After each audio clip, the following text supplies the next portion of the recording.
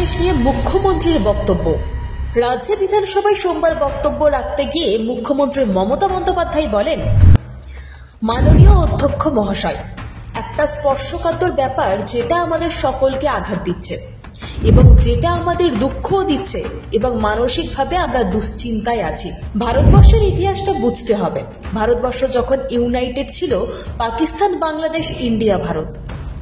আজকে বাংলাদেশের সাম্প্রতিক যে ঘটনাগুলো ঘটছে, আমি এসব ব্যাপারে ইন্টারফেয়ার করব না, কারণ বাংলাদেশটা অন্য দেশ।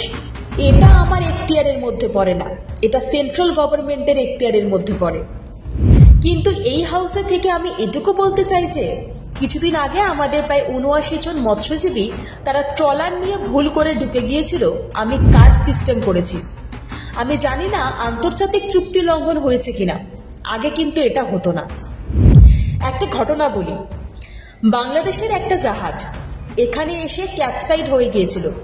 আমরা কিন্তু তাদের উদ্ধার করেছি, চিকিৎসা করেছি এবং তাদের অফিসিয়াল ডকুমেন্ট ছিল বলে তাদের কিন্তু আমরা মর্যাদার সঙ্গে ফিরিয়ে দিয়েছি।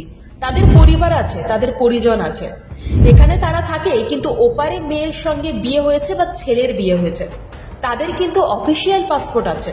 আমি বেআইনি অনুপ্রবেশের কথা বলছি না, এটা কেন্দ্রীয় সরকারের অন্তর্ভুক্ত।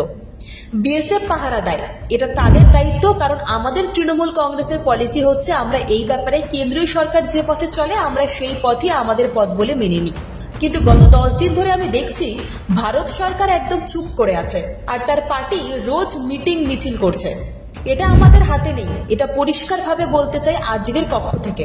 আশা করি এটা নিয়ে সবাই আমরা একমত হব। কোনো ধর্ম, কোনো বর্ণ, কোনো জাতি যে দেশে যে প্রান্তেরই হোক না, যদি অত্যাচারিত হয় আমরা তার নিন্দা করি এবং আমরা মনে করি যে বাংলাদেশ একটা স্বাধীন রাষ্ট্র, তাদের সম্মান করি। কিন্তু কারোর ওপর অত্যাচার না হয় এটা দেখার জন্য ভারত সরকারের কাছে এই কক্ষ থেকে আমার আবেদন, দয়া করে প্রাইম মিনিস্টার যখন সংসদ চলছে উনি ওনার বক্তব্য জানান। এই ভাষাতেই এদিন নিজের বক্তব্য রাজ্যের বিধানসভায় তুলে ধরেন মুখ্যমন্ত্রী। ব্যুরো রিপোর্ট, আজ বাংলা।